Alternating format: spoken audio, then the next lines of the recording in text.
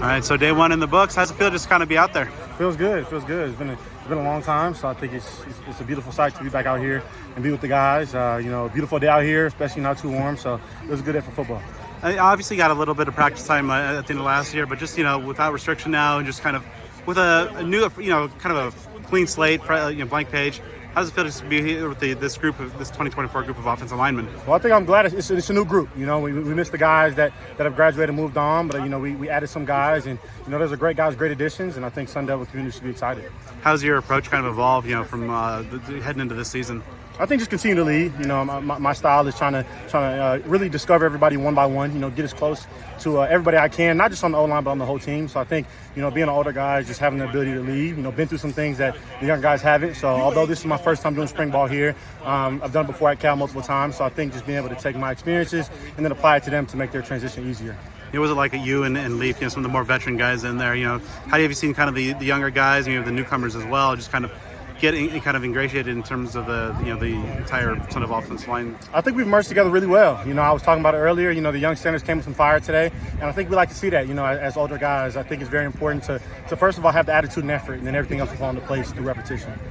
How were you able to grow, even though you weren't on the field for much of last year? But how do you feel like you grew as a player, a leader? I think just trying to change my body as much as possible. It's a work in progress being a big guy. So I think it's very important to consistently strive to be in the best body composition I can be. And then being able to really understand, like I said, understand guys from a one-on-one perspective that, maybe I wouldn't have been able to discover that before if I was playing.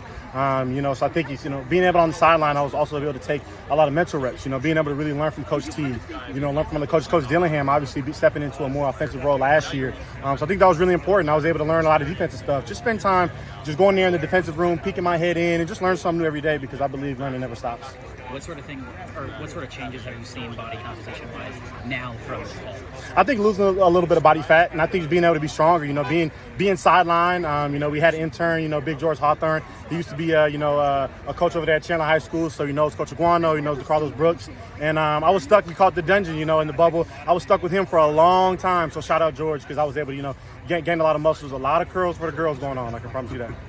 What kind of changes have you seen Marcus Arroyo bring to this offense, and just kind of a different mindset, different viewpoint, but keeping a lot of the same playbook intact as well?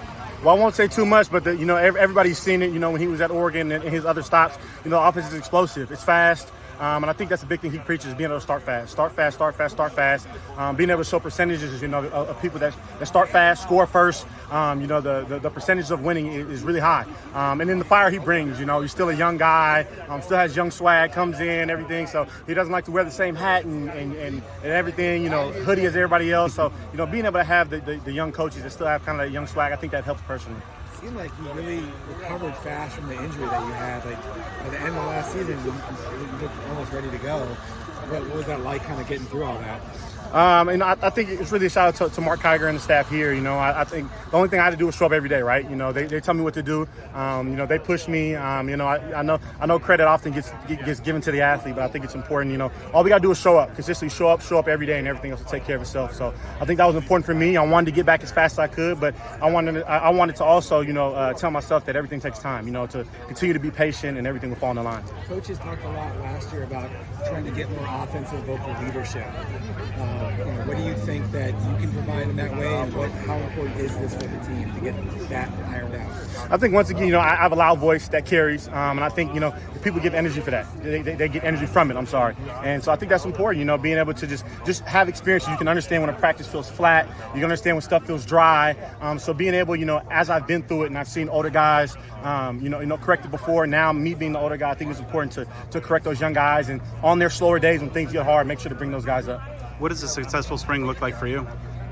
I think just, continue to improve.